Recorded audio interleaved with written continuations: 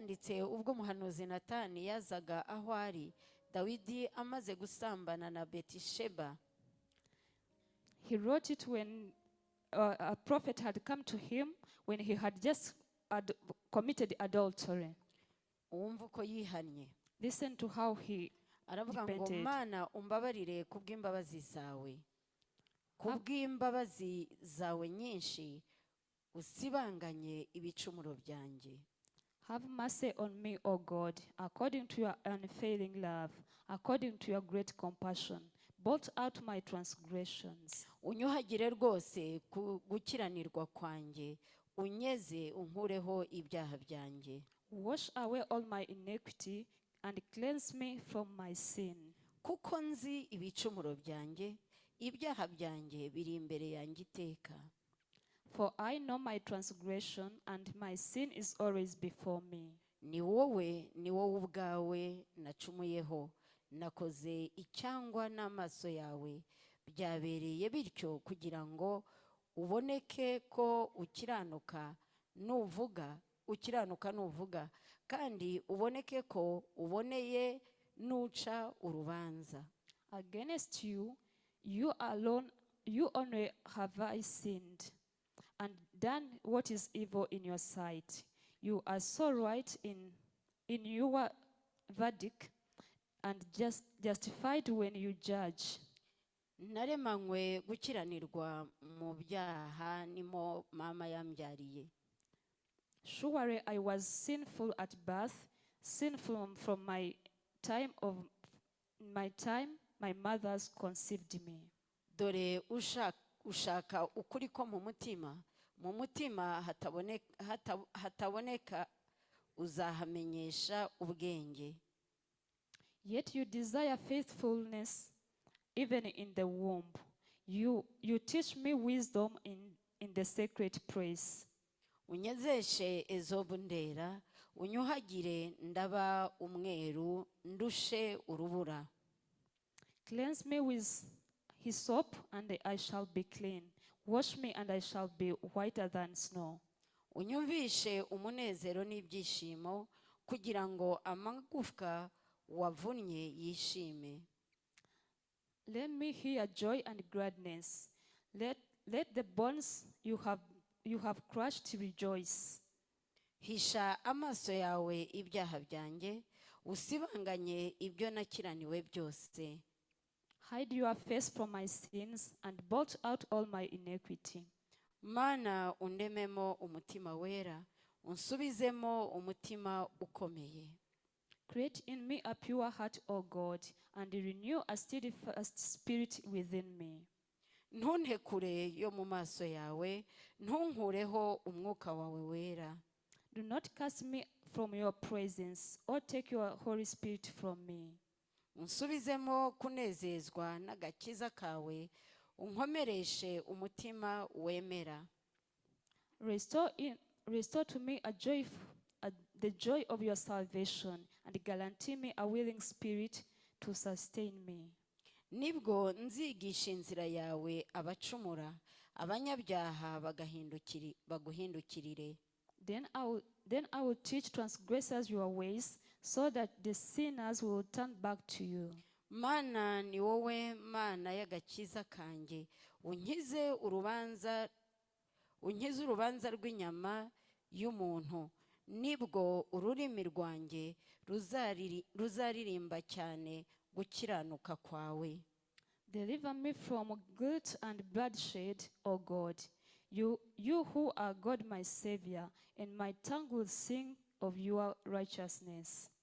Mwami bumbura iminwa yanjye, nibwo akanwa kanjye kazerekana ishimwe ryawe.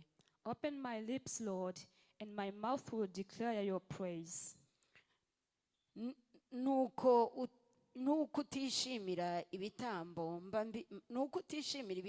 mbiguhaye, ntunezererwe ibitambo byokeje. You do not delight in sacrifice, or I would bring it. You do not take pleasure in burnt offerings. Ibitambo Imana ishima ni umutima umenetse. Umutima umenetse ushenjaguwe, Mana ntuzawusuzugura. My sacrifice, O God, is a broken spirit, a broken and contrite heart.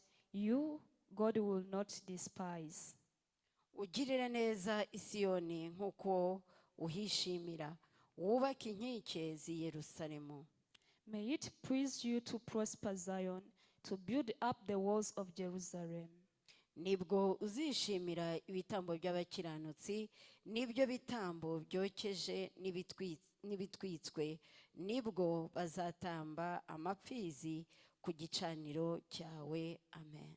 You will delight in the sacrifices of righteous, in burnt offering offered whole, then the bulls will be offered unto the altar. Amen. Amen.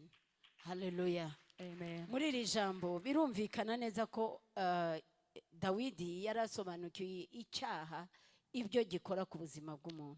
In this word, it is clear that David understood the impact of a sin to a person. Yarasobanukiwe ingaruka z'icyaha. He understood the impacts of sin. Ariko kandi yarasobanukiwe imbabazi z'Imana. But he also understood the mercy of God. Kandi yarasobanukiwe ko mu mbabazi z'Imana abasha gutabarwa. And he understood in the mercies of God he can be delivered. Yarasobanukiwe ko mu gukora ibyaha umwuka w'Imana ugukurwaho. He knew that when you sin, the Spirit of God goes away from you. Iyo tubona nta bitangaza bikoreka ku buzima bwacu twibaza impamvu. When we don't see miracles being performed in our lives, we wonder why. Ibitangaza bituruka ku mwuka wera w'Imana. Miracles come from the Spirit of the Lord.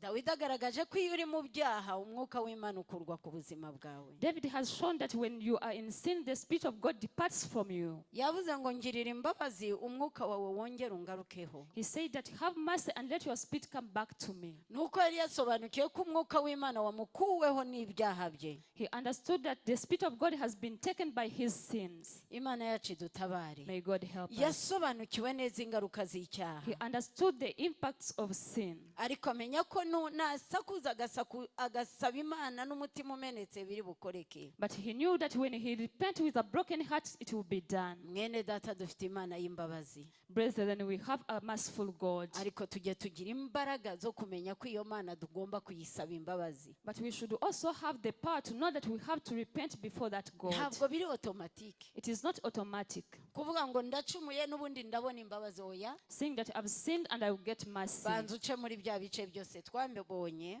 First, go through all the other parts where we went through, Imana irakubabarira. and God will forgive you. Rero twabonye ko mu gusana igicaniro cyangwa mu kubaka igicaniro cy'ubuntu bw'Imana, We saw that in building the altar of the grace of God, ikintu cya mbere ari ukubanza kwihana ibyaha byacu n'umutima umenetse. the first thing we should repent with a broken heart. Nababwiye impamvu turiho turasana igicaniro cy'ubuntu cyangwa twubaka igicaniro cy'ubuntu. I told you why we are building the altar of grace. Nuko ineza yose y'Imana, It's because the goodness of God, favor y'Imana ushaka ku buzima the bwawe, favor of God that you want in your life, blessing y'Imana ushaka ku buzima the bwawe, blessings of God that you need in your life, icyiza cyose utegereje ku buzima bwawe kivuye ku Mana, everything good you expect from God in your life, cyubakiye ku gicaniro cy'ubuntu it bw'Imana. is built on the altar of the grace of God. Cyubakiye ku gicaniro cy'ubuntu It bw'Imana. is built on the altar of the grace of God. Kubaka igicaniro cy'ubuntu bw'Imana Therefore, building the altar of the grace of bifite God, uburyo bikorwa. it has a way it is done. Ntabwo ari ugupfa kuvuga ngo ndaho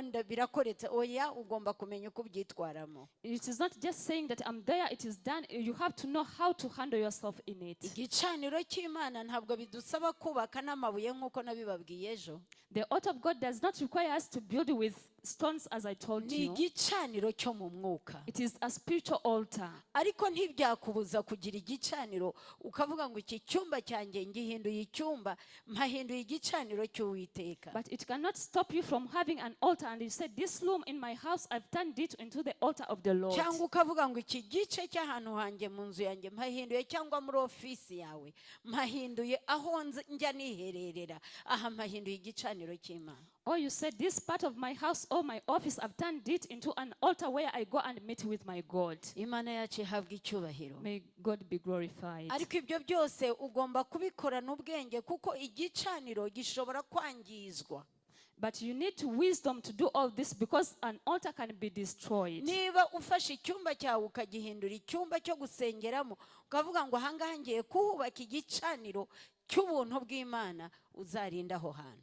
So when you take a loom and you say, this is the altar and I've turned it into the altar of the grace of God, protect that loom. kuko mu isi y'umwijima Because in the world, in the realm of the world, bazi agaciro k'igicaniro, they understand the value of the altar. bazi n'ibikorekera ku gicaniro, And they know what happens at the altar. kandi bazi ko icyo gicaniro cy'Imana wubatse ari ikigiye gusenya ibicaniro byabo byo mu mwijima. And they know that the altar you have built of the grace of God is going to destroy their altar of darkness. kandi ujye ugira igihe runaka ugomba kuba waradedicatinze ku Mana uboneka imbere y'Imana. And they have a specific time that you have dedicated so that you appear before the Lord. Iyo tugiye kureba ibicaniro byose byo mu isezerano rya kera tubona bavuga ngo isaha gutamba igitambo cya nimugoroba, igihe cyo gutamba igitambo cya nimugoroba kigeze, Yobu yakoze gutya, Eliya yakoze gutya. Usanga bari bafite isaha baziranyeho n'Imana bagomba kujya kuri cya gicaniro. When we see the altars in the Old Testament, you see that they say at the time of the evening sacrifice, which means that they had a time where they could have, God knows and they know that that time is giving sacrifices. Inama nabagira mu masaha meza yo gusenga. The advice I can give you concerning the good time to pray, Gira igihe cyo gusenga ninjoro. have time to pray in the night. Ninjoro nta jump birimo muri gahunda y'Imana. So in the night there is no jam in the plan of God. Amayira bari nyabagendwa. The ways are open. Hallelujah. Amen. Ninjoro niho ibyo mu mwijima biba biriho birakora mu mbaraga nyinshi. In the night, that's when the darkness is working in a lot of power. Abarozi bakora ninjoro. Witches work during the night. Abapfumu bakora ninjoro. The sorcerers work during the night. Ntabwo ari impanuka kuba Imana yarabwiye Gideyoni ngo ninjoro. It was not an accident for God to tell Gideon that at night, Ninjoro abariho ujya gusenya bya bicaniro bya so. at night go and break the altars of your father. Ngo maze numara gusenya bya bicaniro bya so ubone gucana igicaniro cyanjye. After breaking the altars of your father, build my altar. Ariko Imana iramubwira ngo ugende ninjoro. But God told him to go at night. Kubera ko ninjoro nibwo n'abandi baturwanya baba batangiye gukora mu mbaraga nyinshi. Because even at night, that's when people who fight against us, they work in a lot of power. Babandi barwanya abana bawe nibwo baba batangiye gukora mu mbaraga Those nyinshi. who fight your children, they work at night. Ibicaniro byose byaba izo muri sanctuaries, byaba iby'abaraguza, byaba biba ninjoro. All kind of altars happen at night. Nawe niba ushaka guhangana n'ibyo bicaniro no kubisenya bisangeyo ninjoro. If you want to confront and fight these altars, attack them in the night. Imana yacu ihabwa icyubahiro. Glory to Aho God. nari mbagaruye kugira ngo twumve impamvu turi hano. I was telling you why the reason why we are here. Icyambere mu kubaka igicaniro cy'ubuntu bw'Imana ni ugusaba imbabazi. The first thing in building the altar of the grace of God is repentance. Turakomeza n'icya kabiri. We are continuing with the second point. Icya kabiri ni ukwatura ijambo ry'Imana. The second is declaring the word of God. Hallelujah. Amen. Tujye mu bami ba mbere 18 hahandi twari turejo, ariko noneho turahera ku murongo wa 31. Let's go back to 1 Kings. Abami ba mbere 18. 1 Kings 18. Duhere ku murongo wa 31. From the verse 31.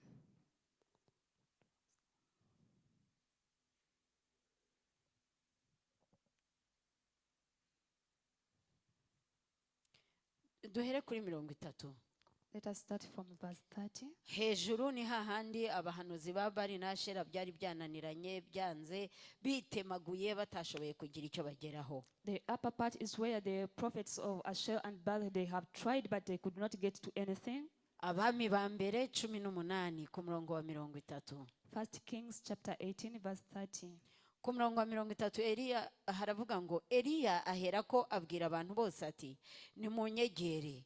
Bose baramwegera, asana igicaniro cy'Uwiteka cyari cyarasenyutse.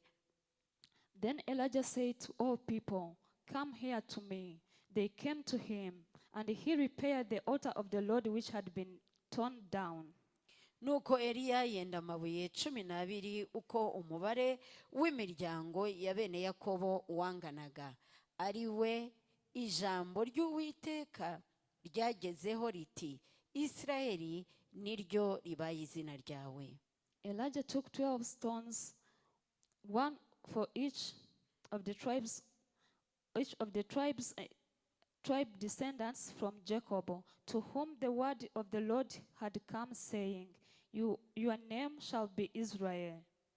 munyemere nanjye nsome muri version mfite ngo, and Elijah took 12 stones according to the number of the tribes of the sons of Jacob, and to whom the word of the Lord came, saying, Israel shall be the name. Amen.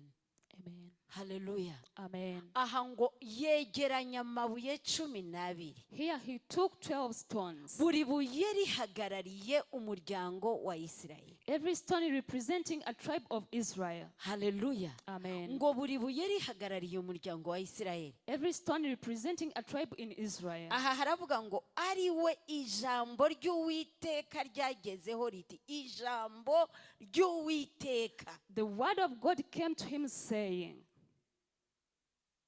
Isirayeli niryo ribaye izina ryawe. Israel shall be your name. Gutoranya ariya mabuye no kuyegeranya ntabwo byabaye gutyo gusa.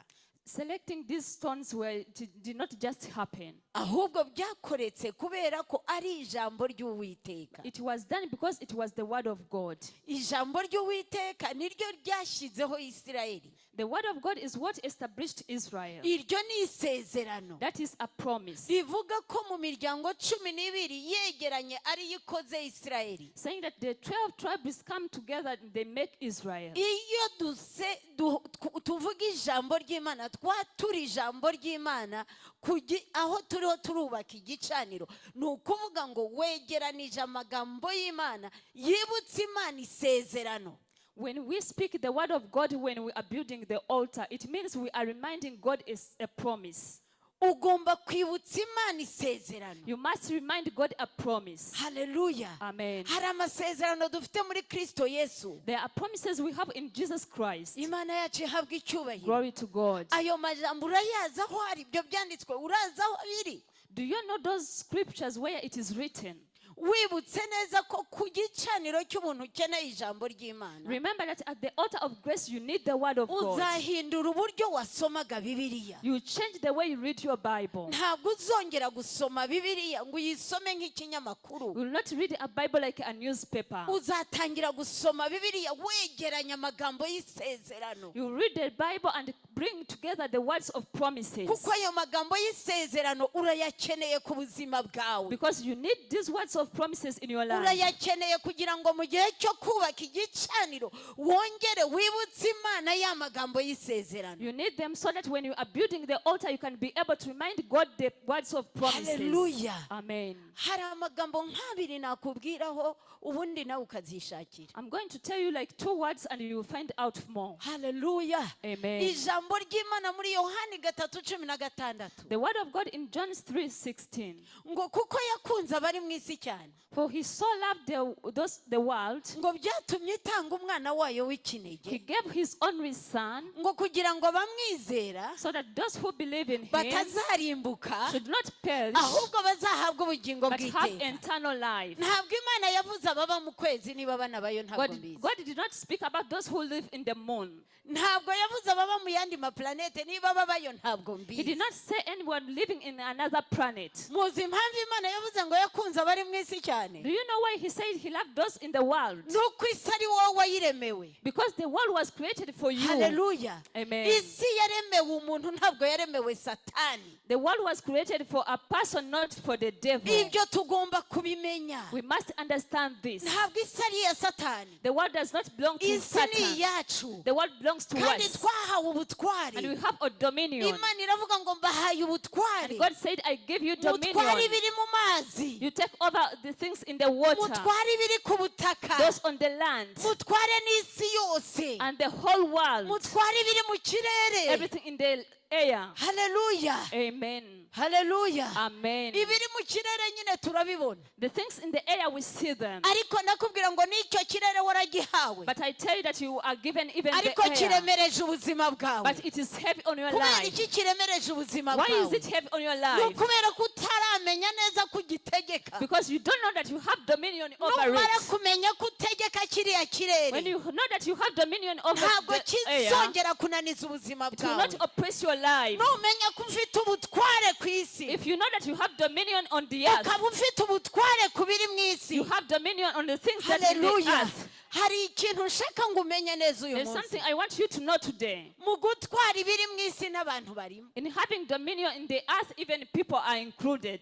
uririrwa urwana n'abaguhesha umugisha mu isi n'abantu barimo You are fighting with people to bless you, but among those that you have dominion over, even people are included. bwira uwo mwicaranye utizi ko ngo ufiteho ubutware Tell your neighbor, do you know that I have dominion over you? yes muri definition ya environment In the definition of the environment, mu bidukikije among the things that surround us, hari ibiti hari ibyatsi hari ibi ariko harimo there n'abantu are trees, there are different things, but even people are included. haleluya Amen. rero ni ukuvuga ngo mfite ubutware kuri uyu So- afite ubutware kuri nge ariko turatandukanira muri understanding So it means that I have authority over her and he has authority over me, but the difference is the understanding. haleluya Amen. nimurusha understanding ndamutwara If I have understand better than her, I will take dominion over her. nandusha understanding arantwara If she has understand better than me, she will niyo take mpamvu dominion. tugomba guharanira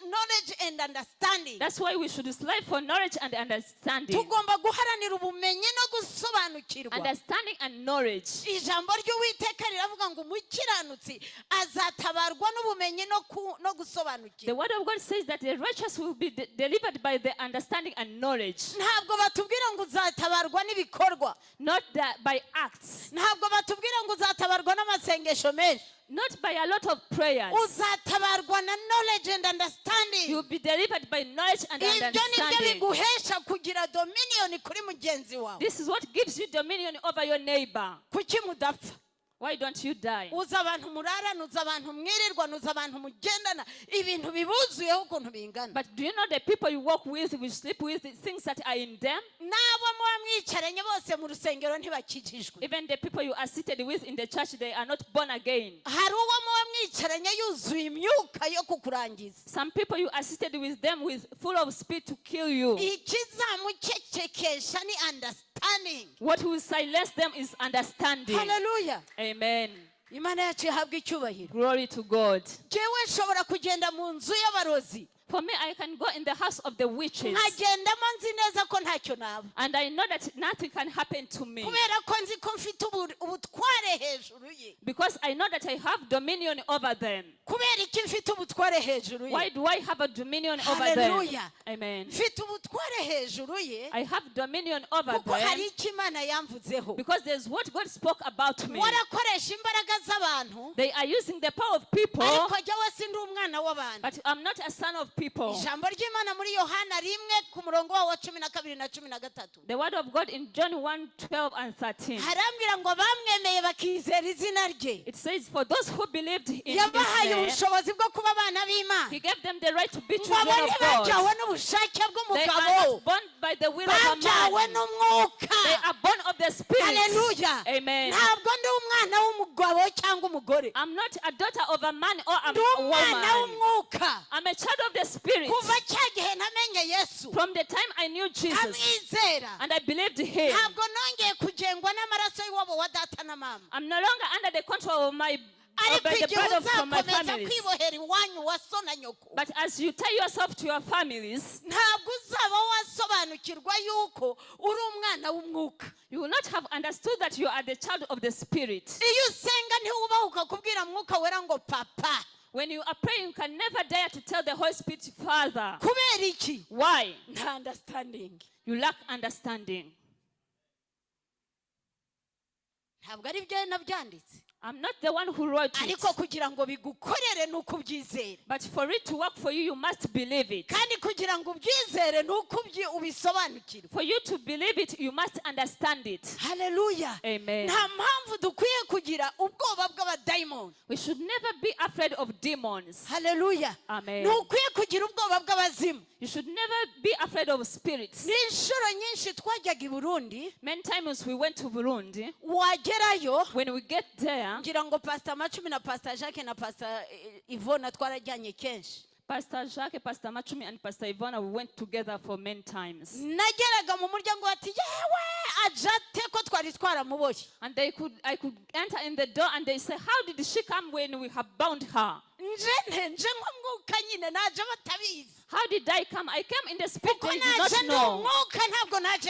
I came as a spirit, not as a person. Hallelujah. Amen. Niyo mpamvu waryamana n'umurozi ntagire icyo gutwara kuko murusha gusobanukira. That's why you can sleep with a sorcerer and they cannot harm you because you have understanding better than them. Ibyo yizereyemo n'ibyo wizereyemo biratandukanye. What they believe and what you believe are different. Kandi ibyo wizereyemo bifite imbaraga kuruta ibyo. And what you believe in is powerful than them.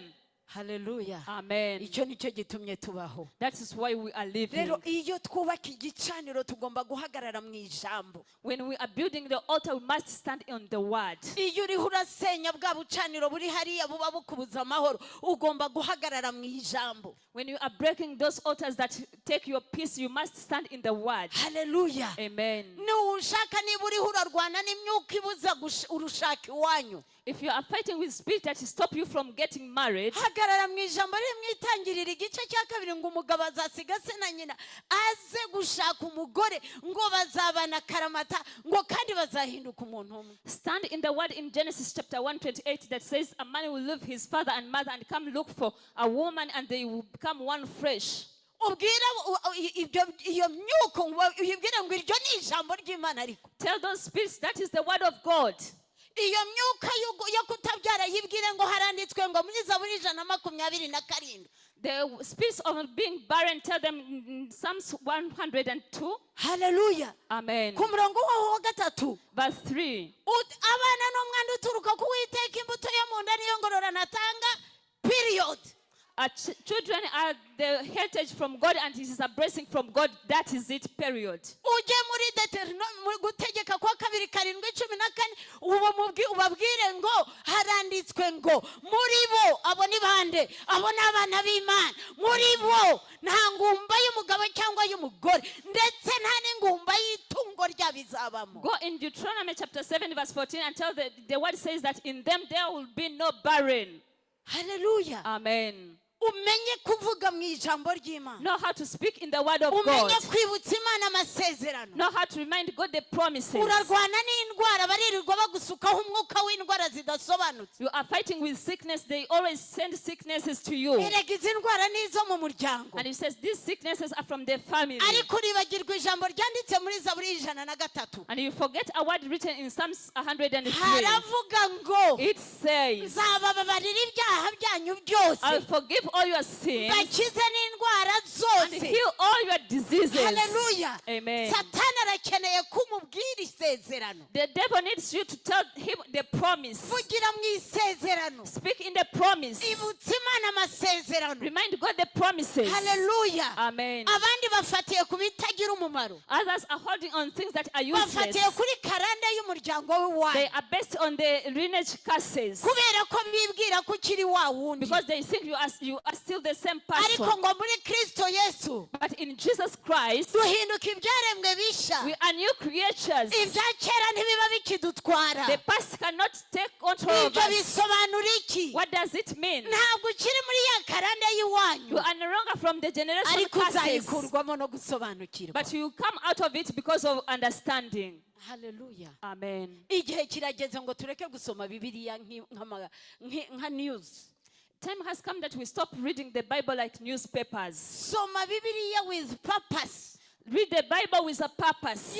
Isome wicara uvuge ngo ubu ndashaka ngiye gukora business. Ndashaka ibyanditswe mpagararamo binshyigikira muri iyi business. Sit and say, I'm going to do business. I want scriptures that support me in this business. Ndashaka kujya ngiye gukora ubukwe. Ndashaka ibyanditswe bishyigikira urugo rwanyu. So I'm going to wed. I want scriptures that are going to support my family. Hallelujah. Amen. Imana yacu dutabare. May God help us. Ndashaka kurerera abana banjye mu bumana. Ni ibyanditswe ni ibihe bigomba kumfasha kurera abana banjye mu bumana. I want to parent my children in a godly way. What are the scriptures that are going to help me to parent these children? Hallelujah. Amen. Urashaka kuva ku rwego ngo ujye ku rundi. You want to come from one level to another. Shaka ibyanditswe uzajya uhagararamo. Look for scriptures that you will stand on. Ukabwira Imana ngo Mana ibi ni wowe bivuze mbizanye imbere yawe kugira ngo wongere ubyibuke. And I tell God, God, this is what you said. I bring it before you so that you remember it.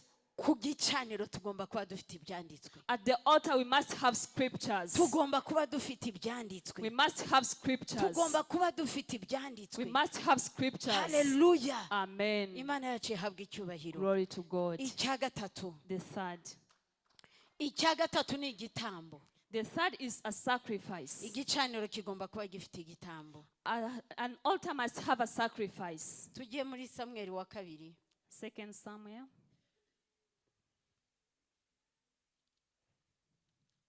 Samuel wa kabiri 24.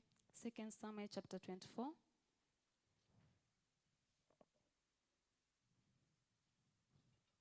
Duhere ku murongo wa 18 ngira ngo. From verse 18. Yeah. Ku murongo wa 18 haravuga ngo uwo munsi Gadi asanga Dawidi aramubwira ati zamuka wubakire Uwiteka igicaniro ku mbuga ya Arawuna w'Umuyebusi. On that day God went to David and said to him, go up and build an altar to the Lord on the ground of Arauna the Jebusite. Dawidi arazamuka nk'uko Gadi yamubwiye ko ariko Uwiteka yategetse. So David went up as the Lord had commanded through God. Bene data igihe kirageze ngo mwumvire abahanuzi. The time has come that you obey the prophets. Muri iki gihe abantu bumva ko bose Imana ibabwira. Nowadays people feel like everyone can be talked to by God. Ndashaka kubabwira ngo Dawidi yari umuhanuzi. I want to tell you that David was a prophet. Ariko habereye umwami nawe yagize umuhanuzi we. But when he became a king, he had a prophet. Kandi ibyo umuhanuzi yamubwiraga yabikoraga nk'uko yabibwiwe. And he could do exactly as the prophet told him. Ariko muri ibi bihe by'ubwenge bwinshi, But in this time of much wisdom, hari uburyo ubwenge bugenda butugota. there's a way wisdom surround us. Bukatubuza kumenya ko hari abantu bahawe iyo mpano batoranijwe n'Imana kugira ngo bavuge babakanwa k'Imana. And it stops us from knowing that there are people who are chosen by God so that they can become the mouthpiece of God. Hallelujah. Amen. Imana idutabare. May God help us. Muri ibi byose turiho turavuga. In all that we are No mu saying, gusana usane n'ibitekerezo so byawe. as you also rebuild your thoughts. Kuko ntabwo amahame y'Imana wayageraho utabasha kumvira abahanuzi b'Imana. Because you cannot get to the principles of God if you cannot obey the prophets of Hari God. ibintu byinshi Imana izacisha mu bahanuzi bayo. There are so many things that will come through the prophets of God. Bizagukorera ari uko wumviye abahanuzi. So they work for you when you obey the prophets. Dawidi ngo yumvira Gadi w'umuhanuzi. And David obeyed God the prophet. Ngo Dawidi arazamuka nk'uko Gadi yamubwiye ko ari ku Uwiteka yategetse.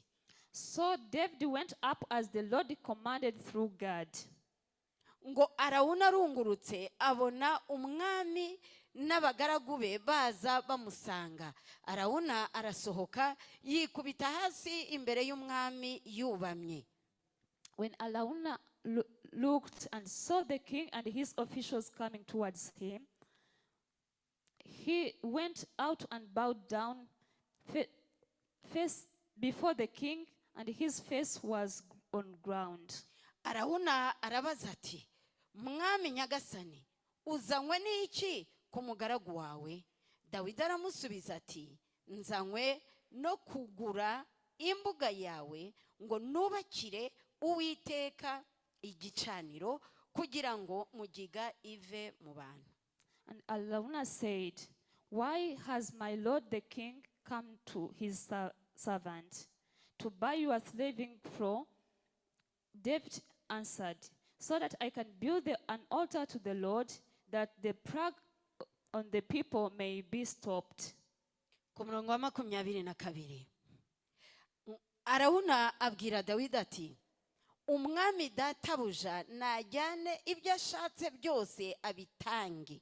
Dore ngizi nka z'igitambo cyoswa n'ibihurisho n'amatandiko y'inka mubigire inkwi. Araunah said to David, "Let my lord the king take whatever he wishes and offer it up. Here are the oxen for the burnt offering, and here are the threshing sledges, and the ox yoke for the wood."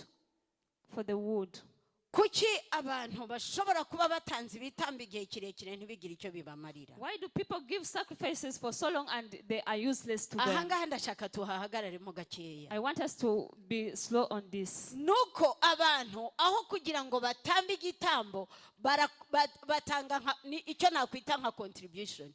Ibintu batanga kubwo sympathy ni iki mu Kinyarwanda?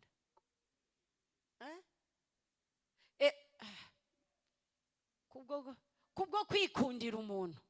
So people, instead of giving sacrifice, they give contribution because they are so empathetic to someone. Hallelujah. Amen. Cyangwa kubw'impuhwe. Or they are so kind. Cyangwa kuko nyine urumva umukozi w'Imana yabwirije cyane. Or because the servant of God has preached a lot. Ntabwo ari uko wumvise icyo yigishije. Not because you understood what he preached. Ntabwo ari uko wagisobanukiwe. Not because you understood. Ahubwo nuko yakoresheje ijwi rirerire. Because he used a louder voice. N'umuntu yakubaza ngo kubera iki wakoze biriya. And when someone asks you, "Why did you do that?" Ukamubwira ngo sha twari twafashijwe. We have been blessed. Wafashijwe n'iki? What has blessed you? Icyo gitambo gitambiye iki? Why are you giving that sacrifice? Ukisanga mu by'ukuri ntabwo uzi impamvu. And you don't know the reason. Hallelujah. Amen. Ngurumva nyine yari yatwigishije. You know he had preached. Kubikureba se wumvise iki?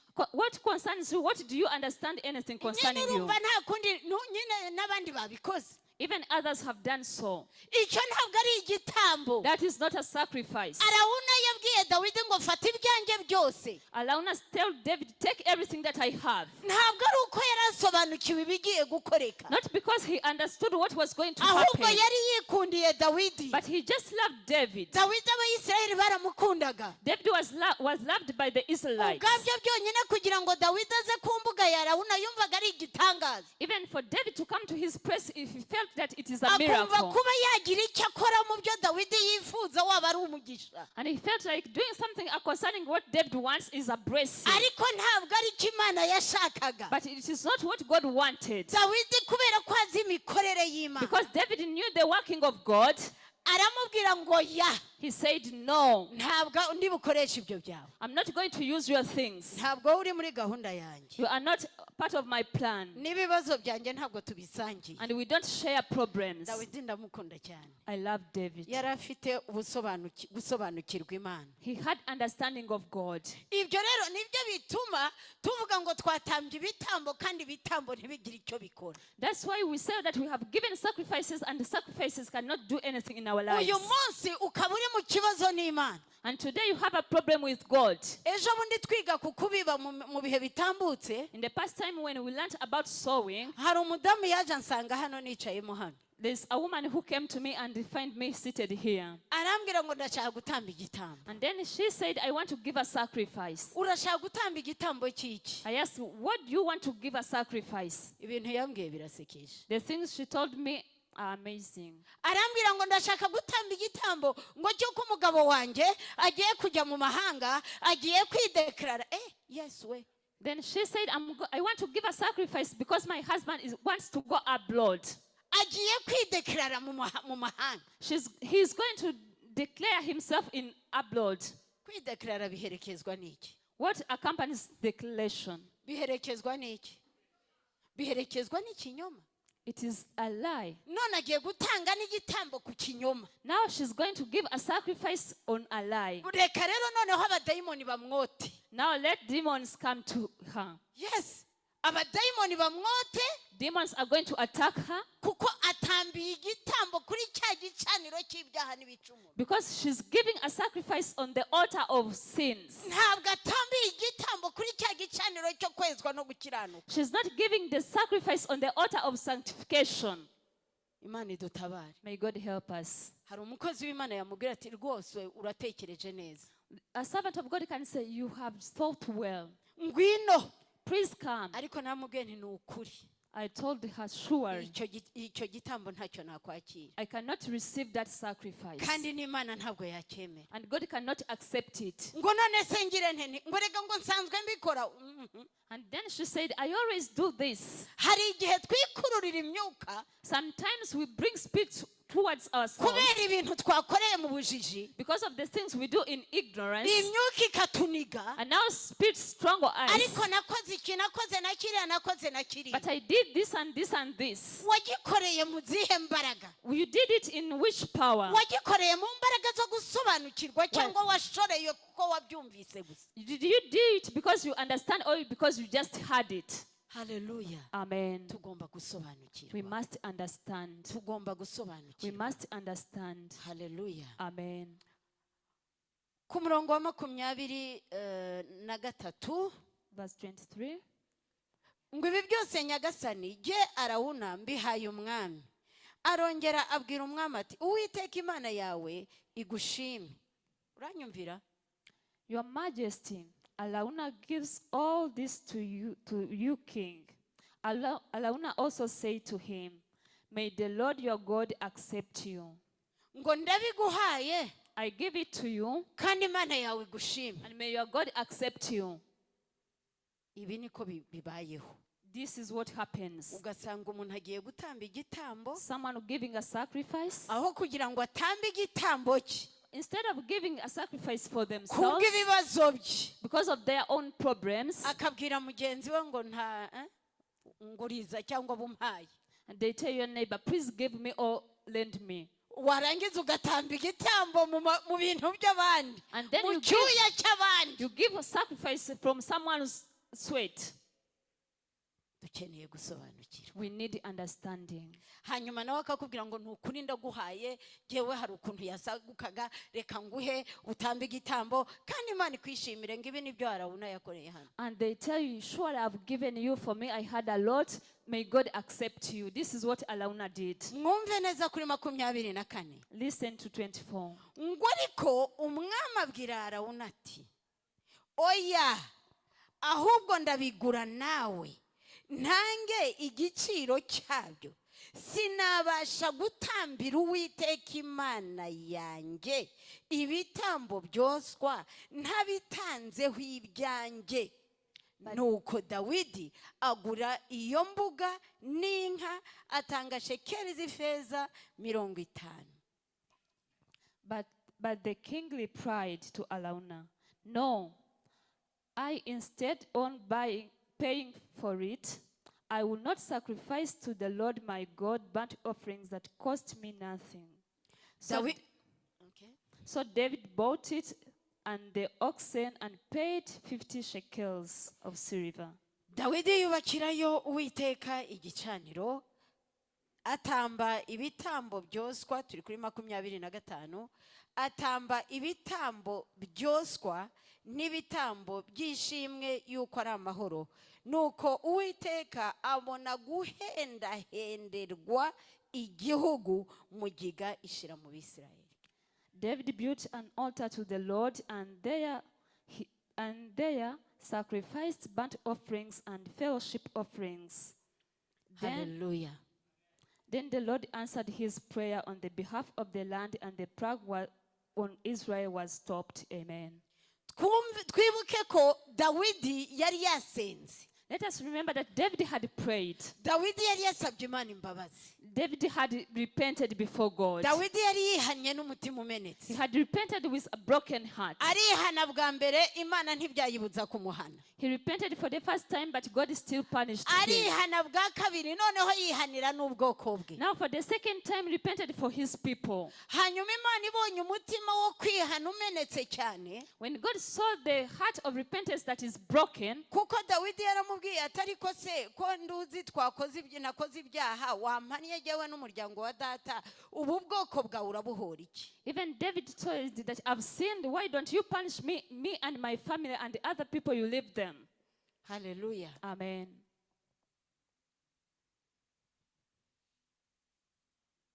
ku murongo wa 17 niho batubwira neza ngo Dawidi abonye marayika wishe abantu abwira Uwiteka ati umva naracumuye kandi nabaye ikigoryi ariko nk'izi ntama zacumuye iki. On verse 17. Ndakwinginze ukuboko kwawe aba ari igiye kurwanya n'inzu ya data. On verse 17 it says, Then David saw the angel who was striking down the people, and he said to the Lord, I have sinned.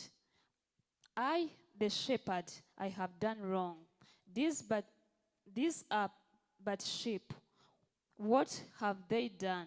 Let your hand fall on me and my family. Aha nawe yibukije Imana isezerano. Here he reminded God a promise. Yibukije Imana ko hari isezerano riri ku Bisirayeli. He reminded God that there is a promise on Israelites. Yibutse Imana ko abo bantu ari inzirakarengane. He reminded God that these people are innocent. Mwibuke Abrahamu yingingira i Sodoma n'i Gomora. Yabajije Imana ngo ese abakiranutsi n'abanyabyaha wabafatira rimwe. Remember when Abraham was praying for Sodom and Gomorrah, he said that God, the righteous and the unrighteous, can you take them the same way? Hallelujah. Amen. Dawidi nawe yazanye ijambo rikomeye imbere y'Imana. Abwira Imana ngo ese ko jyewe nacumuye yego aba bantu bo kuri Imana itagihora abantu busa itagifatira abantu busa ngo wice n'abakiranutsi aba barazira iki. David came back to God and said, yes, for me I have sinned. But why are you killing these people when they are innocent?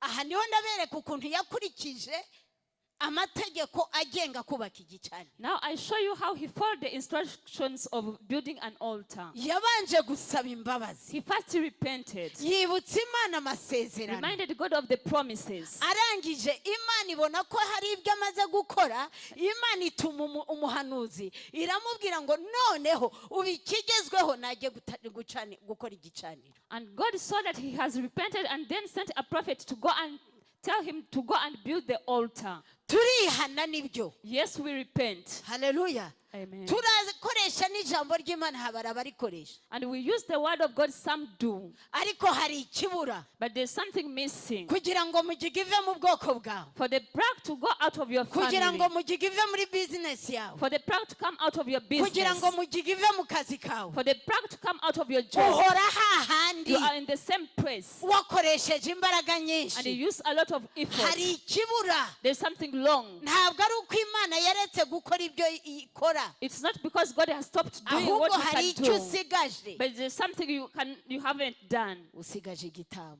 A sacrifice. Hallelujah. Amen. Usigaje igitambo. You are losing the sacrifice. Kugira ngo mugigikurweho. For the plug to be removed. Hallelujah. Amen. Uyu munsi turabigisha ku gitambo. Today we are teaching you about sacrifice. Abantu ngo turatamba igitambo cy'iki ku gitambo cya Yesu kiriho. And people say, why do we give sacrifice when there is a sacrifice of Jesus? Ngo ibitambo nibyo mu isezerano rya kera. The sacrifices are of the Old Testament. Mwene data. Brethren. Amahame y'Imana ntabwo ari ayo mu isezerano rya kera cyangwa mu isezerano rishya. The principles of God are not of the Old or the New Testament. Ihame ry'Imana rizahoraho. The principle of God will always be. Muri Matayo 5:17.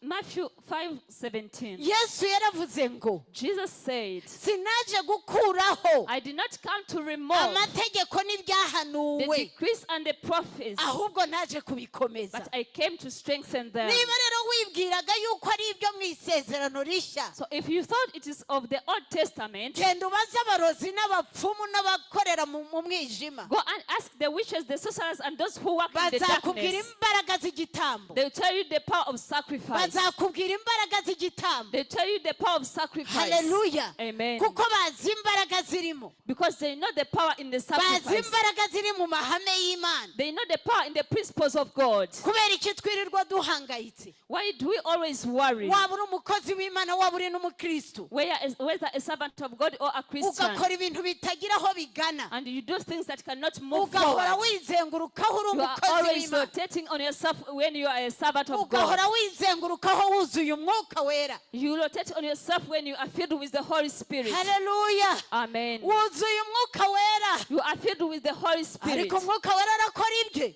But the Holy Spirit is doing his ibyo own. utamuhereyemo imbaraga zo gukora ntabyo azakora Where you do not approve him to do, he cannot do anything. abasobanukirwa amahame y'Imana Those who understand the principles of God, baba ari abapagani ubwo ni ubuzima duhoramo whether pagan, this is the life we are in. abapagani baratera imbere dukanuye The pagan are prospering when we are watching. tukicara tukavuga ngo ariko mu Mana bigenda bite And then we sit, we ask what happens in God. bariya bantu nta nubwo bazi Imana These people, they don't even know God. nta nubwo bakijijwe They are not even born again. ndetse bari no mu bintu by'umwijima They are even in the darkness. ariko reba ubutunzi bafite uko bungana But see the wealth they have. bakoze iki What did they do? batambye ibitambo They gave sacrifices. haleluya Amen. batambye ibitambo They gave sacrifices. ihame riza ku buzima bwabo And a principle came upon their lives. bikora umurimo ku buzima And bwabo did a work in their lives. kuko Imana yacu ntiyivuguruza Because our God never changes his mind. ntabwo yivuguruza He never changes his mind. abisirayeli ntabwo bari barakijijwe The Israelites were not born again. ariko isezerano ryabo rihagaze ku bitambo But their promise is based on the sacrifices. haleluya Amen. ababyeyi babo bamenye gutamba ibitambo Their parents knew how to give sacrifices. n'abana babo bazi gutamba ibitambo Even their children know how to kubera sacrifice. ko ibitambo ntabwo byashyizweho na satani Because sacrifices are not established by Satan. ibitambo ni gahunda y'Imana Sacrifices is the plan of God. bongere mbibabwira ibitambo ni porogaramu ni sisitemu y'Imana Let me say it again. The sacrifices is the system of God. haleluya Amen. ibicaniro n'ibitambo ni gahunda y'Imana The altars and sacrifices is the system of God. haleluya Amen. Imana yacu ihabwa icyubahiro Glory to God. umuntu arajya mu mwijima A person goes in darkness, icyo asabye bakamubaza ngo uri sure ashaka kubona iki kintu and when he asks, they ask, "Are you sure you want this thing? urashaka kubona iki kintu You want it?" ati yego ndagishaka And they say, "Yes, I want it." sure uragishaka Are you serious? You want it? yego ndagishaka Yes, I do. icyo tugusaba cyose uragikora kugira ngo ubone ibi bintu Whatever we ask you, will you do it for you yego to get it? ndabishaka Yes, I will do. noneho banza uzane uku kuboko kwawe Now bring your hand. nubwo yaba wowe uritanga yego yewe ibyo nsaba byose ndabitanga Even if it requires you to give your life, will you do it? Yes, I kuko hagomba will do. kubanza kubaho commitment Because you have to first give the commitment. buriya reka mbabwire ikintu satani atazaregwa Let me tell you something the devil will not be accused of. azaregwa ibintu byinshi ariko hari ikintu kimwe atazaregwa He will be accused of a lot of things, but there's one thing that satani will ntabwo not. azaregwa ko yagufashe ku ngufu The devil will not be accused to take you by force. uri wapi No. nunamurega ngo ni satani yambeshye azavuga ngo barankabiriza Even if you accuse him and you say the devil deceived me, he will say they are lying to me. namwe murankabiriza You exaggerate. ibyo ujyamo byose ubijyamo ku bushake bwawe Whatever you go into, you do it by your will. ntuzigere uvuga ngo bamujyanye mu mwijima oya Never say he was taken in darkness. iyo No. ugiye kwa satani babanza kukubaza When you go to the devil, they first ask you, ibyo winjiyemo urabyemera uti cyane do you accept the things you are entering into? ibyo tugusaba urabyemera cyane Whatever we ask you, will you bakaguha accept and say n'umwanya wo yes? kujya They kubitekerezaho even give you time to go and think about it. bakakubwira ngo genda ubitekereze ejo uzagaruke They tell you, go and think about it, tomorrow come back. ukagenda ukabitekereza You go and think about it. iyo ugarutse nta telefone baguhamagaza When you come back, they don't call you. ni wowe uza wirukanka You are the one who comes running. rwose nabitekerejeho ndi tayari I thought about it and I'm ready for it. uri tayari yego Are you ready for it? Yes. watekereje ko icyo tuguhaka cyose ugitanga yego Do you think that whatever we ask you, you must do it? Yes. zana uku kuboko kwawe Bring your hand. ishyira hejuru y'igicaniro Put it on the altar. bagakata indasago And then they cut you. amaraso akameneka And your blood, you breathe akameneka ku gicaniro to the altar. sibyo Right? habanje iki What comes first? wowe ubwawe uritanze You gave yourself. kuko amaraso asobanura iki What does blood mean? amaraso asobanura ubugingo Blood means life. kandi nubwo cyaba igitonyanga kimwe Even if it is one droplet usohoye that comes out of you, usohoye ubugingo bwawe you've given your life. ni ukuvuga ngo utanze ubugingo It bwawe means you have given your life. haleluya Amen. imana yacu ihabwa icyubahiro Glory to God. ibigize igitambo reka nkomerezeho hano. Let us continue. What makes the Nicyo sacrifice? ushobora gutanga nk'igitambo. What can you give as a sacrifice? Ndagenda nifashisha ibyo bikoreka kuko nibyo binanije ubuzima I bwawe. will be using examples of what happens because Icya mbere ugomba gutamba nk'igitambo ni wowe ubwawe. the first thing you must give is yourself. No mu Mana ugomba kubanza gutanga ubugingo bwawe. Even in God, you must give your life. Hallelujah. Amen. Mu mwijima bagusaba amaraso yawe. In darkness, they ask for your blood. Ariko Yesu ntakeneye amaraso yawe. But Jesus does not need your blood. Yesu akeneye umutima wawe. Jesus needs your heart. Hallelujah. Amen. Mu Baroma 12 umurongo wa mbere. Romans 12 verse 1. Hallelujah. Amen. Abaroma 12 umurongo wa mbere. Romans.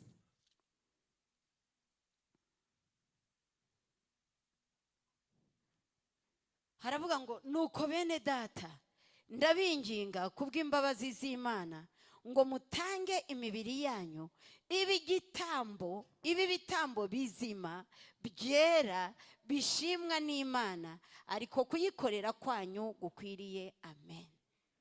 Therefore, I urge you, brothers and sisters, in view of God's mercy, to offer your bodies as living sacrifice, holy and pleasing to God. This is your true and proper worship. Hallelujah. Amen. Ugomba kubanza ukitanga wowe You ubwawe. must first give yourself. Itange wowe ubwawe. Give yourself. Tamba umubiri wawe. Give your body. Tamba umubiri wawe. Sacrifice your body. Icyo ni cyo Imana ishaka. This is what God wants. Ni gute utamba umubiri wawe? How do you sacrifice your body? Uzatamba umubiri wawe mu gihe wiyima ibyanezerezaga umubiri wawe. You sacrifice your body when you deny yourself what pleases your body. Wiyima ibyanezerezaga umubiri wawe. You deny yourself the pleasures of the body. Ibyo bizaba bigaragariza Imana ko watambye cya kibiri. This shows that you have sacrificed the body. Kuko uyu mubiri ni utunaniza. Because this is what oppresses us. Reka mbaho urugero rw'ibikoreka mu mwijima. Let me give you an example of what happens in Mu darkness. mwijima iyo umaze kwitanga wowe ubwawe. In darkness, when you give yourself, Ni ukuvuga ngo barakubwira ngo icyo tuzakubwira cyose they tell whatever we shall tell you, uzagikora. you will do it. Ukabyiyemeza. And then you say Yes, yes. nzabikora. Yes, I will do it. Nitukubyutsa nijoro ngo ugende uzagenda. If we wake you up in the night and I tell you to go, will you do Yes, it? nzagenda. Yes, I will go. Nituguha itegeko ko utazongera kurara ku buriri bwawe uzabikora. Yes, nzabikora. If we tell you you should never sleep on your bed again, will you do it? Yes, I will do. Hallelujah. Amen. Nitukubwira yuko utazongera uzajya urya ibishyimbo byonyine uzakora ibyo. Yeah. If we tell you you shall be eating only beans, will you do it? Yes, I will do. Ariko mumpe cya kindi shaka. But give me what I want. Hari umukozi nigeze gukoresha yampaye ubuhamya. I had a maid who gave me a testimony. Arambwira ukuntu yaragiye ngo kwa Satani.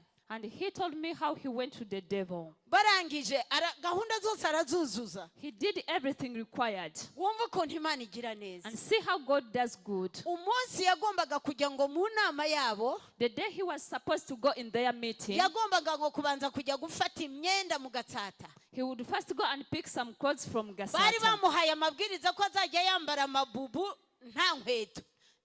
They had told him to be dressed, how to dress up without shoes Akagenza ibirenge. and walk bare feet, Yambaye amabubu. putting on nice dresses Agenza ibirenge. with bare feet.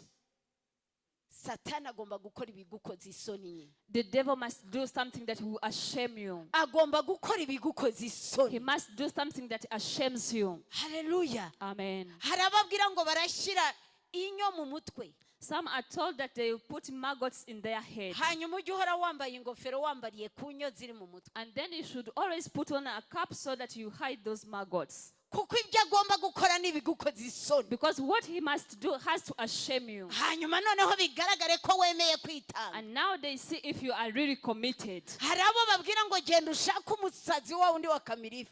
Some people are told, go and look for a crazy person. Usambanye umusazi. And then sleep with that crazy person. Wa undi muba ariko The one who is really crazy and ugly, kugira ngo babone ko wemeye wowe wenyine kwitanga, so that they can see that you are really committed to give babone ko yourself, bya byubahiro byawe wabikubise to hasi, see that you have put down your glory and barebe ko bya honor, bindi wibwiraga nk'umuntu byakubiswe hasi. to see if your mind has been changed as a person. Ariko twebwe Imana idusaba iki? Ntacyo. But for us, God requires us nothing. Irakubwira ngo jya guterana imvura yaguye, iti wapi. He tells you go to gather when it is raining and you say no. Ukibaza ngo uri umunyu, imvura nikugwaho urahita uyenga. As if you are salt, when it rains on you, you will melt.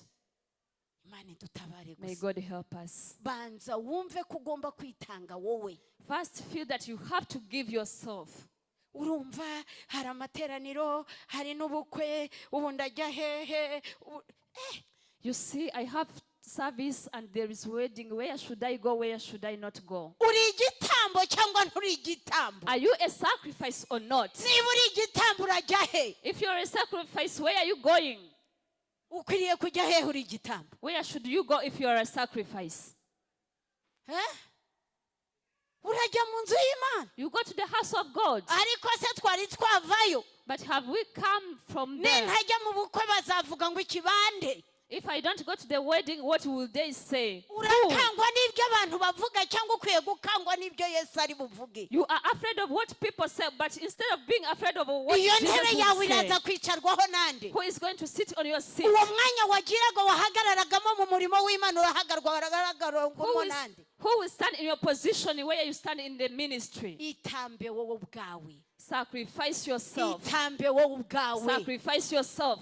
Urumva nyine hari akarakana n'akaraka nyine. You see, I've got a job, Oya, not a job.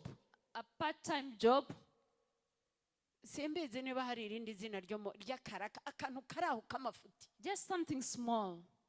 A temporary Urumva nyine job. akaraka nyine ntabwo nari kukareka ngo nze mu nzu y'Imana. You see, I could not leave this temporary job so that I come in the house of God. Wamenye ko ari akaraka. Know that it is a temporary job. Wamenye ko Imana nibona ko witanze wese izaguha akazi noneho. Why don't you see that when God sees that you have sacrificed yourself, He will give you a permanent job? Bene data turi abakene twigize abakene. We are poor because we made ourselves poor. Ni twebwe twigize abakene. It's us who make ourselves poor. Imana yacu ukuboko kwayo ntikwabaye kugufi ngo inanirwe no gukora. Our God, His hand has not been shortened so that He cannot work. Ariko ho dushyira imbaraga siho zikwiriye kuba. But where we put our effort, it is not where we should put it. Ugiye gutangira business, ni ikihe gitambo watambiye business yawe? You are going to start a business. What sacrifice have you given for your business? Hallelujah. Amen. Hey, hari amahame mu bwami bw'Imana. There are principles in the kingdom of God. Ugiye gushaka ni ikihe gitambo watambiye urugo rwawe? You are going to marry. What kind of a sacrifice have you given for your marriage? Ugiye kubyara ni ikihe gitambo watambiye uwo mwana wawe?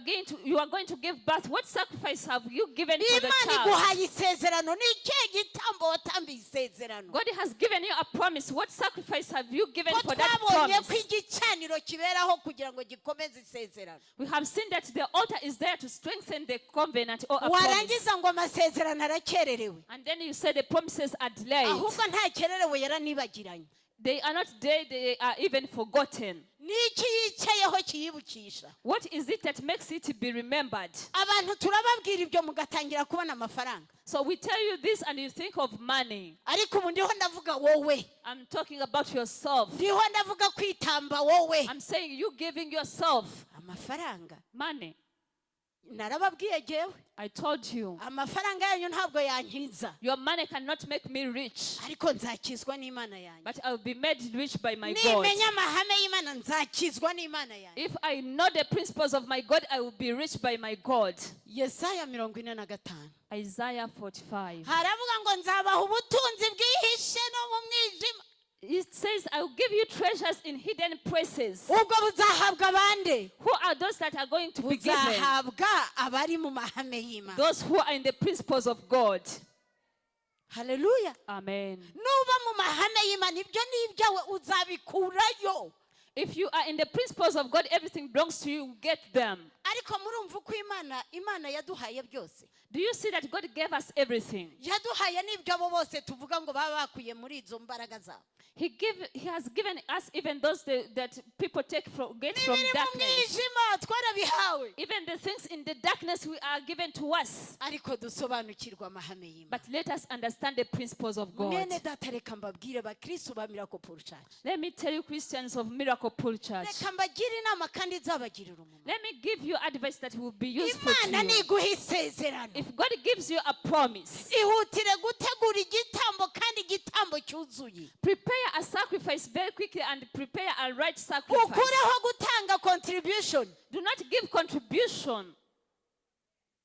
Wifashe urusengero. Do not help the church. Tandukanya kuko gufasha urusengero bigira igihe, Helping the church has its time. gufasha umukozi w'Imana bigira igihe cyabyo. Supporting the servant of God has its time. Igitambo kikagira uko cyitwa kikagira n'imbaraga zacyo. Even a sacrifice has the way it is called and has its power. Kandi ugatamba igitambo ugitambiye mu gusobanukirwa. And you give a sacrifice with understanding. Ukubise muri envelope, You put in an uje envelope. wirukanka ukubise mu giseke You hano. come running and put in the basket here. Imana iguha umugisha kuba utuye ituro ry'ishimwe. May God bless you for giving a thanksgiving offering. Imana iguha umugisha kuba utuye ituro ry'ishimwe. Mwanyumvise? God bless you for giving a thanksgiving offering. Warangiza watangira kuvugana n'umukozi w'Imana ngo ariko natambye igitambo, wagitambye. And when you speak to the servant of God, you say, I've given a sacrifice. Where did you give it? Nashyize nyine muri envelope hanyuma njyana mu giseke, warakoze gutanga ituro ry'ishimwe. I put it in an envelope and I put it in the basket. Thank you for giving a thanksgiving offering. Igitambo gifite uko gitangwa. A sacrifice has a way of being given. Gifite amategeko agenga It igitambo. has instructions. Imana yacu dutabara. May God help us. Itambe wowe ubwawe.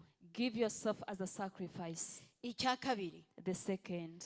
kimwe cya kabiri cyo mu gitambo. Turacyari ku gitambo. We are still on the sacrifice. Twabonye ko icya mbere ari ugutamba wowe ubwawe. The first we saw that is giving yourself. Icya kabiri The second, ni igitambo cyo kuramya no guhimbaza Imana. it is a sacrifice of worshiping and praising God. Igitambo cyo kuramya no guhimbaza Imana. A sacrifice of worshiping and praising God. Abaheburayo 13. Hebrews 13. Abaheburayo 13 ku murongo wa 15. Hebrews 13 verse 15.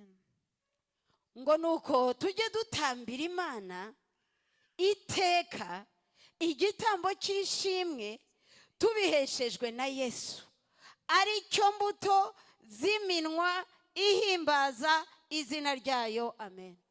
Through Jesus, therefore let us continually offer to God sacrifice of praise, the fruit of our lips, that openly confess his name. Amen.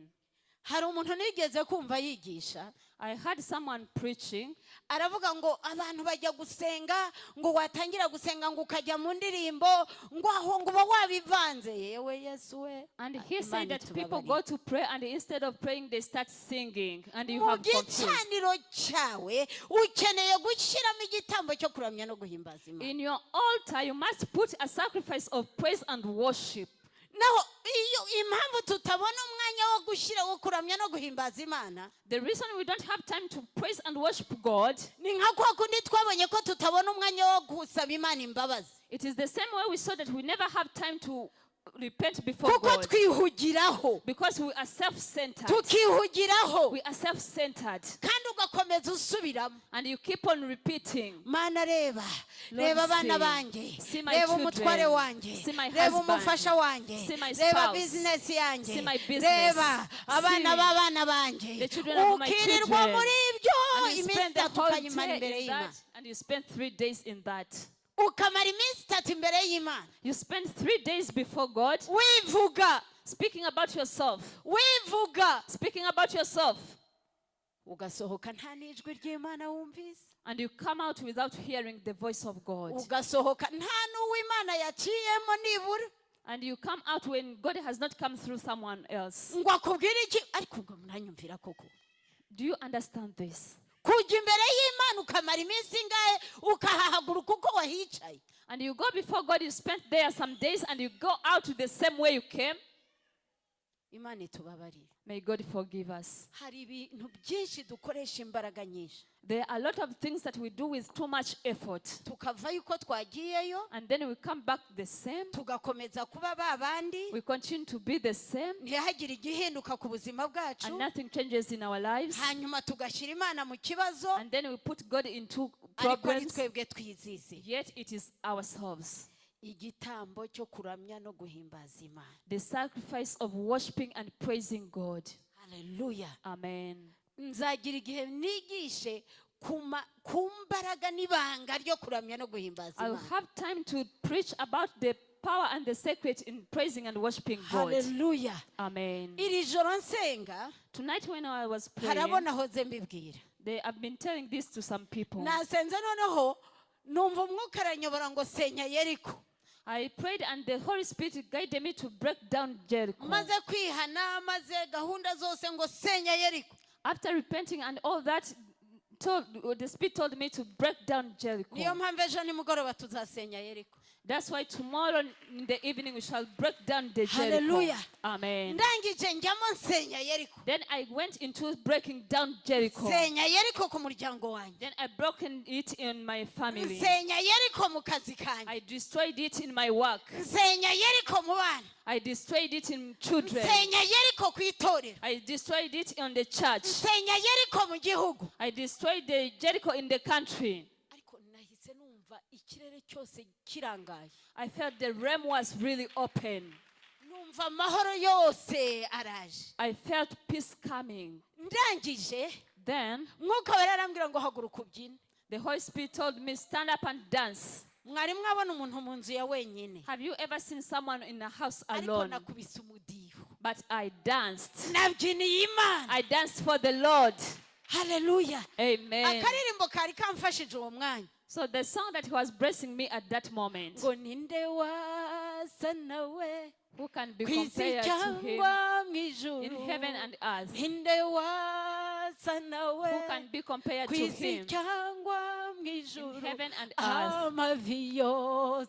All knees bowed down, and God be lifted high. All knees bowed down, and Jesus be lifted high. Let me tell you, brethren, let the Holy Spirit guide your prayers. Hallelujah. Amen. Icyo gihe nagiriwe ubuntu n'umugisha. I had a grace and blessing. Nabyinnye mbyina iminota 30 non-stop. I danced for 30 minutes non-stop. Ndi mu nzu jenyine ndabyina ariko in the house alone, and I really danced. Iyo uhinduka akanyoni ukandeba. I wish you have become a bird and you see me. Nabyinnye nzamura amaboko. I danced and lifted my hands. I danced. Ayizi nari nabona abaririmbye mubyina nkuko nabyina. I've never seen you singers dancing like I did. Urwoya rurandenga. I sweated. Ndangije kubyina. After dancing, umwuka arambwira ngo the Holy Spirit told me ngo nuko mwana wanjye. Thank you, my child. Icyampa Imana ukazumva umwuka akubwira ngo mwana wa. I wish that you hear the Spirit saying, my child. Akagukonfaminga. And confirms you. Hallelujah. Amen. Umwuka yagukonfaminze wiyongeraho ibiro 15. When the Spirit confirms you, you gain 15 kgs. Amen. Amen. Imbaraga zo kuramya no guhimbaza Imana. The power of worshiping and praising God. Imbaraga zo kuramya no guhimbaza Imana. The power of worshiping and praising God. Bene data. Brethren, rekura umutima wawe Imana iwukoreremo. release your heart so that God can use it. Rekura umutima wawe Imana iwukoreremo. Release your heart for God to work in it. Ngo muzi impamvu abamarayika baza kurunguruka. Do you know why the angels come to see? Baza kurunguruka kureba uwo muntu ariho arahimbaza Imana muri bya bibazo n'imihangayiko tubamo. They come to see someone who is praising God in problems and troubles. Ibibazo tubamo. The problems we live in. Imihangayiko tubamo. The worries we live in. Imihangayiko y'imiryango yacu. The worries of our families. Ibibazo ku bindi, ibibazo ku bindi. Problems over problems. Ukibwira ngo ngiye kuvayo. And then you say, I'm coming out. Ibindi bikaba biriyongereye. And others come. Ariko umwuka akakubwira ngo byina. And the Holy Spirit tells you, dance. Dance. Ugahaguruka ukabyina. And then you stand up and dance. Abamarayika bakaza kureba. And the angels come to see. Habaye iki hariya? What is happening there? Wari mu biki ariko? What is he doing? Imana yakemuye cya kibazo cye. Had God solved the problem? Uwundi marayika akavuga ngo ya ntacyo yakemuye Bwana. And the angel says he had not solved it, man. None se ari harabyinishwa n'iki? Why is he dancing? Ari harahimbaza Imana ye. He is praising his God. Ari harahimbaza ko yabyutse yaramutse He is amahoro. praising that he is awake and is Ari haravuga alive. ko Imana iri ku ngoma. He says that God is on the throne. Ijuru rikavuga ngo ndemeye. And the heaven says, I accept. Hallelujah. Amen. Bene data, Brethren, turakeneye kugira gusobanukirwa. we need understanding. Abadayimoni bakaza. And demons come. Habaye iki? What is happening? Ba bandi bariho bararwana no kugusukamo ibitotsi ngo udasenga. Those who want to make you doze and so that you don't pray. Bakohereza umwuka. When they send a spirit, Bagasanga wabyinnye. they find you busy dancing. Bagasubira kuba batumye. And they go back to the sender. Atumva. And they say, Haguruka wigireyo. stand up and go there for yourself. Uwo muntu uri hariya no mu bibazo afite akaba ariho arabyinira Imana The wenyine. person there is dancing for God Akaba in ariho the arabyinira problems. Imana nk'umusazi. He is dancing for God like crazy. Wenyine. Alone. Nta wundi muntu. No one else there. Avuga ngo ninde yasa n'Imana. Saying who can be like Nta God. wamukoraho genda No one ubikore. can touch. Go and do it yourself.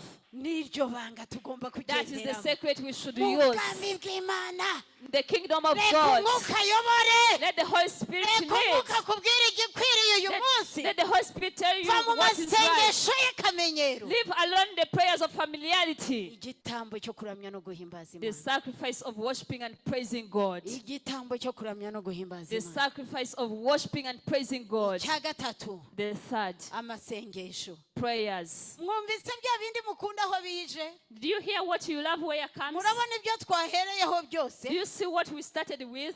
Icyo amasengesho kije inyuma. The prayer comes last. Kandi iki And this one. nicyo muterura mugashyira bwa mbere. And this is what you make first. Ukirirwa mu byaha, You spend the day in sins. ukirirwa utukana, You abuse people. abakozi bawe mu rugo nibo babizi. The maids at home, they know. Abana bawe nibo babizi. Your children know. Umujinya abakozi ukoresha nibo babizi. The temper you have, your maids know. Ukirirwa muri ibyo byose, You spend the whole day in that. warangiza ukaza ku gicaniro, And then you come to the ngo altar. uje kwinginga, You come to intercede. ntabwo ubanje kwihana, You don't first repent. ntabwo ubanje kwitanga wowe You ubwawe, don't first sacrifice yourself. usimbukiye ku masengesho, And then you go to prayers. ntabwo uhimbaje You Imana, didn't praise God. ngo ayo masengesho arumvana ninde uri buyumve. Who is going to listen to these prayers? Twarabicanze. We have messed up. Imana itubabarire. May God forgive us. Amasengesho. Prayers. Dusome mu Balewi 6:13. Let's read it in Mwihangane ngiye kwihuta turangize. Leviticus Nkoresheje amasaha menshi. 13. Abalewi Leviticus 6:13. 6:13.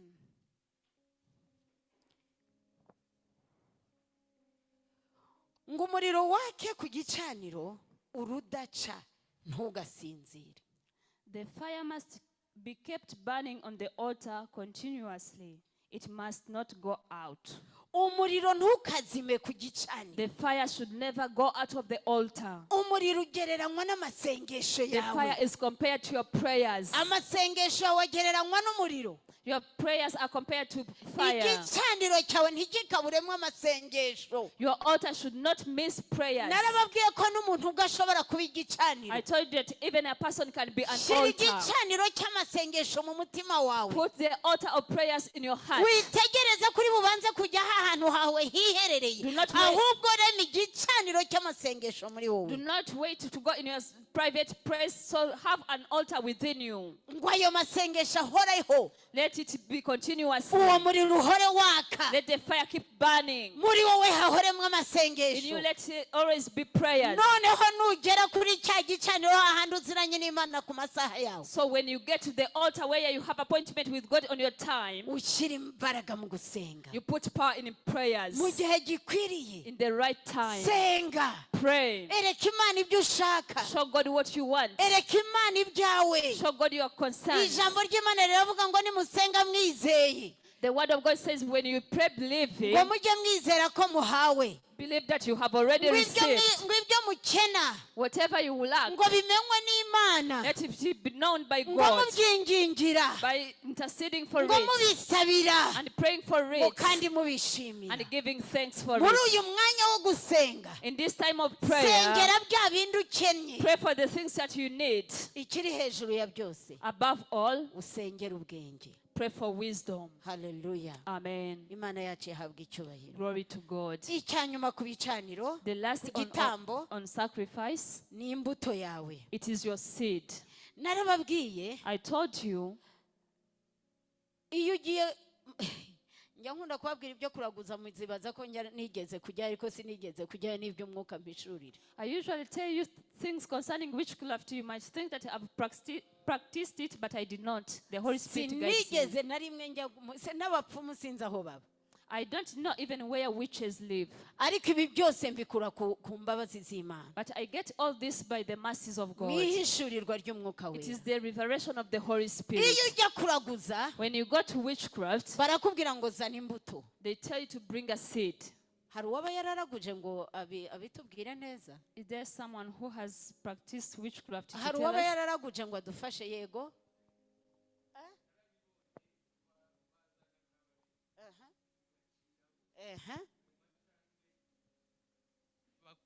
bakwereka akababi k'igiti ugaciraho amacandwe, ayo macandwe niyo aba imbuto yawe.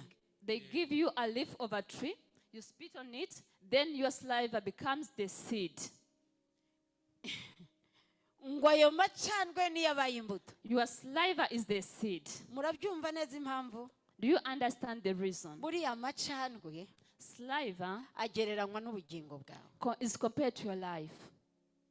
Ni ukuvuga ngo iyo bakubwiye ngo uciriyeho, When they tell you to spit on it, ni nk'uko hari uwa simbabwiye ngo muzabifate protokole na badiyakoni mujye murinda udutambaro twacu.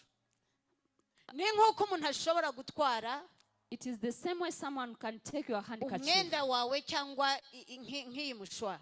If someone takes your clothes or your handkerchief, abatwaye icyuya cyawe. they take your sweat. Niyo mpamvu hari ababafatira mu mafaranga. That's why some people hold you on money. Amafaranga ni icyuya cyawe. Money is your sweat.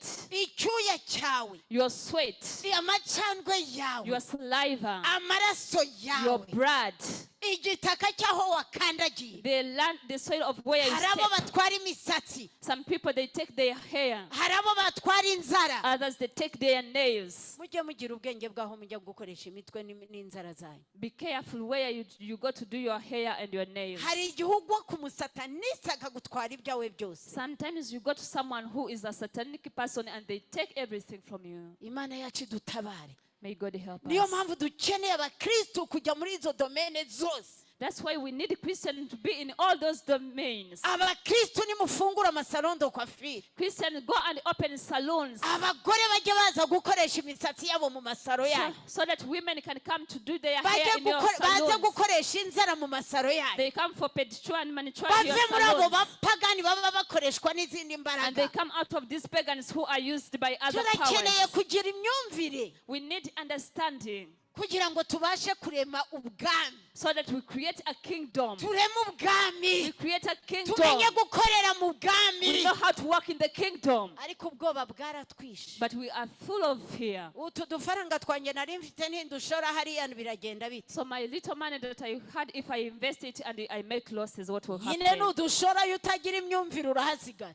So if you invest without perception and understanding, you will lose. Muragenda mu makampani ya tourism You go in the company of tourists y'abapagani. or pagans, Baraye bahamagara imyuka yo mu birunga. calling spirits from volcanoes. Bakanabibwira ngo hari groupe y'aba bantu bari buzaho And ngaho. they say there's a group of people coming to that place. Mugashirikira mu mbaraga z'ibitera. Then you go into the power of the monkeys.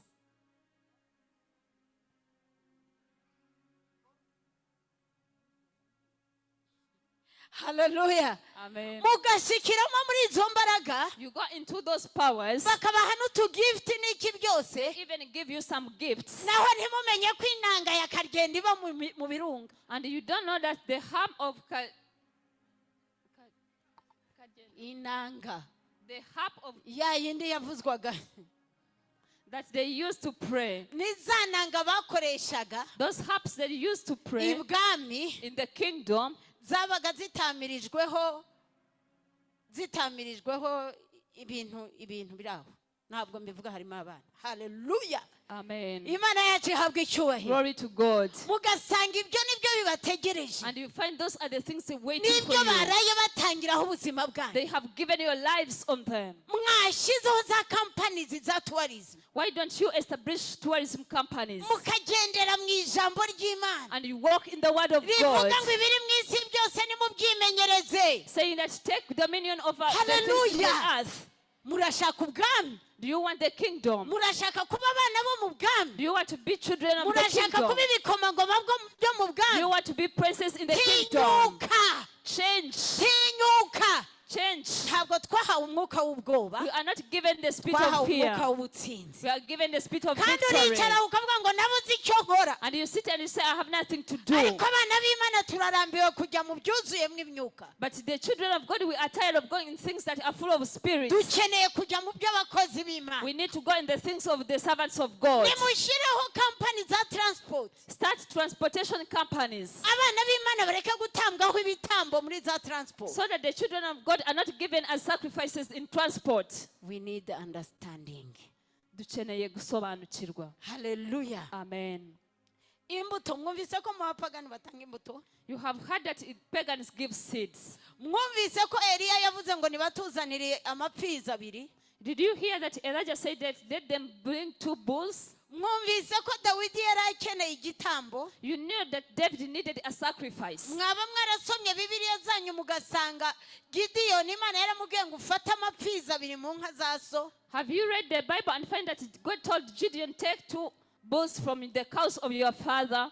haleluya Amen. muranga gutanga imbuto You refuse to give the seed, bazazibatangira they will give them on their behalf. mu rundi ruhande On another side, bariho baratanga imbuto ku bw'ubuzima bwanyu they are giving seed for your lives. iyo ugiye gutanga seed aricyo gitambo ugiye gutanga gifatika When you are going to give a seed, which is the tangible sacrifice, utanga igitambo gishobora kuba ari amafaranga cyangwa ari ikintu it can be money or something else. haleluya Amen. ariko ukicara ukabitekereza But you have to first think about it. ukanamenya n'icyo ugiye gutangira iyo seed icyo ari cyo And you know why you are going to give that seed. ukamenya ngo mu isi y'umwijima And you know that in the world of darkness, akurikije icyo akeneye according to what they need, hari abatanga abagore babo some people give their wives.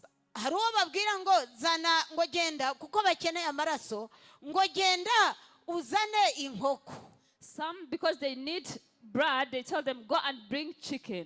kubera ko uwo batumye inkoko ni uko yasabye akantu koroheje The one they told to bring chicken because has asked something small. nusaba akarengejeho bazagutuma ihene cyangwa intama If you ask for something better, they will ask for a goat or a sheep. hanyuma nusaba ikirengejeho bazakubwira ati sasa rero ahangaha birakomeye So when you ask something big, they would say, here you need to be careful. zana umwana wawe Bring your child.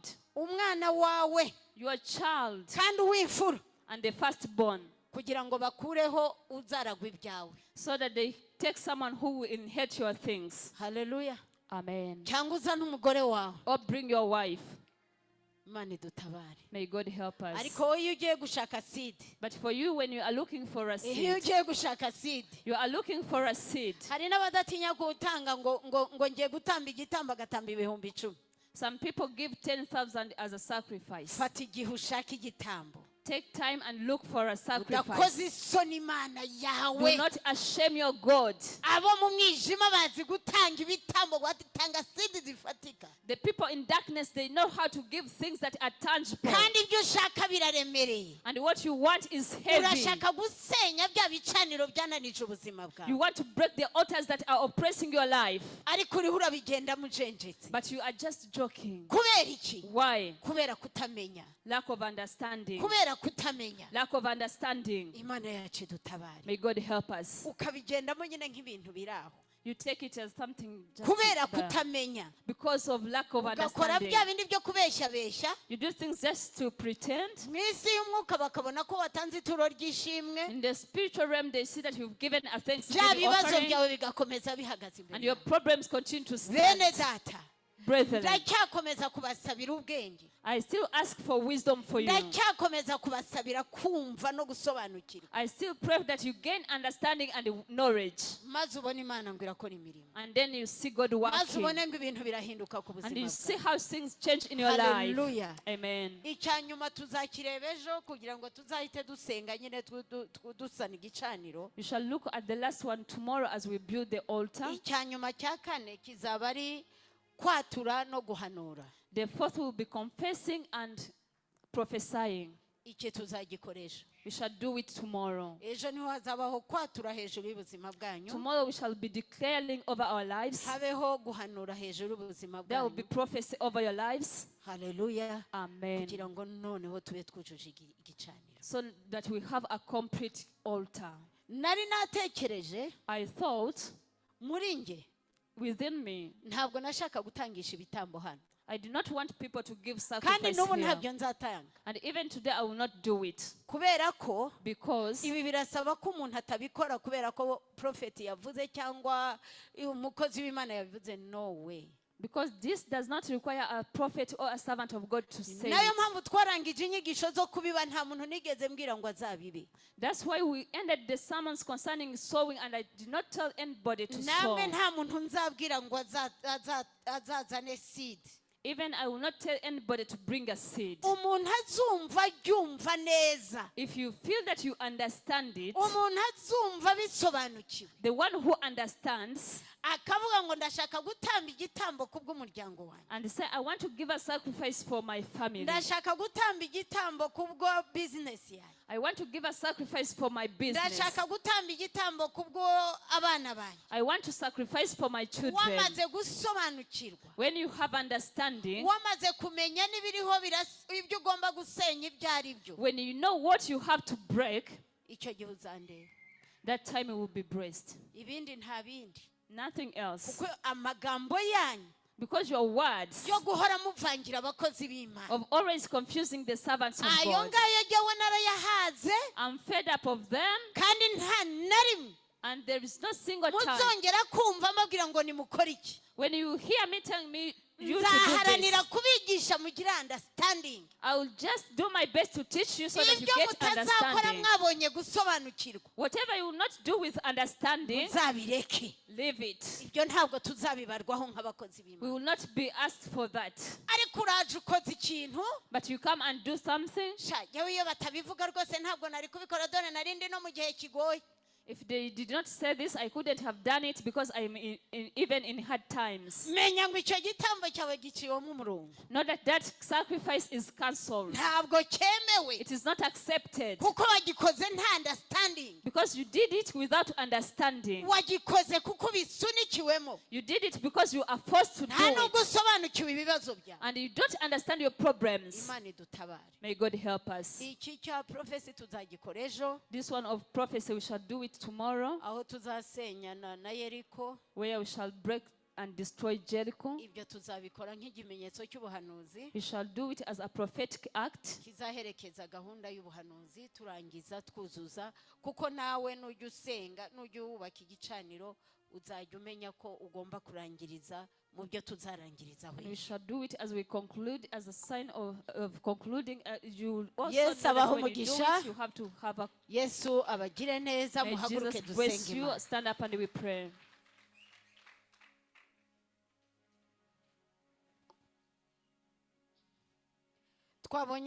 twabonye ibintu bibiri You have seen two things. twabonye ibitambo You have seen sacrifices tubonye n'ijambo ry'Imana and the word of God. tugiye gusenga amasengesho abiri We are going to pray two prayer points. wowe ugiye ufate ku mutwe wawe You just touch on your head wibutse Imana amasezerano and you remind God of the uhagaze mu promises. ijambo ry'Imana Standing in the word ni of wowe uzi God. ibyanditswe uri bukoreshe You know the scriptures to use. dusenge mu izina rya Let us pray in Yesu the name of Jesus.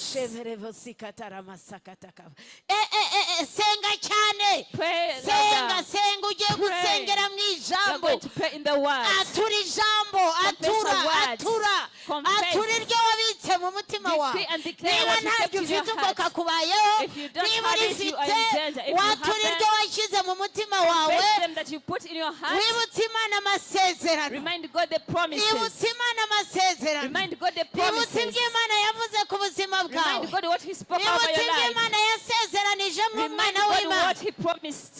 senga senga Pray, senga senga pray. senga Pray.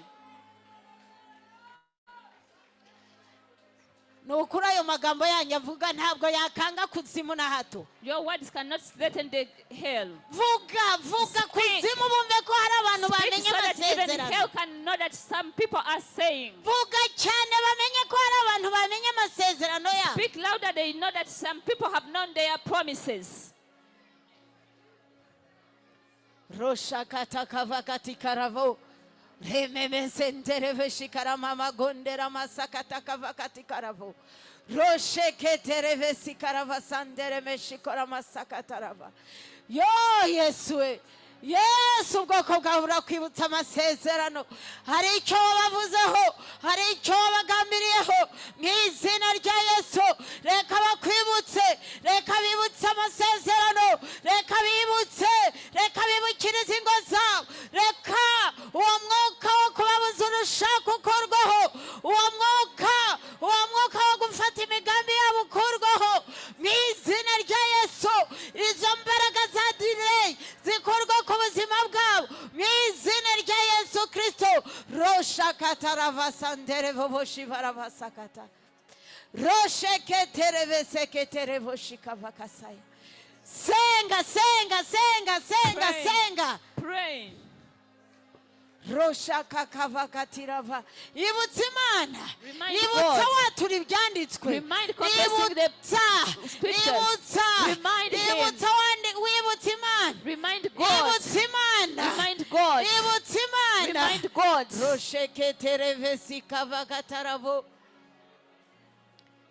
roshakakavakatikavakataravasanderemeshikaramama mu izina rya Yesu mu izina rya Yesu roshakaramasakataravovoshvarava resheketerevovosimereveshikatakavakataravo oriavavasandereveshika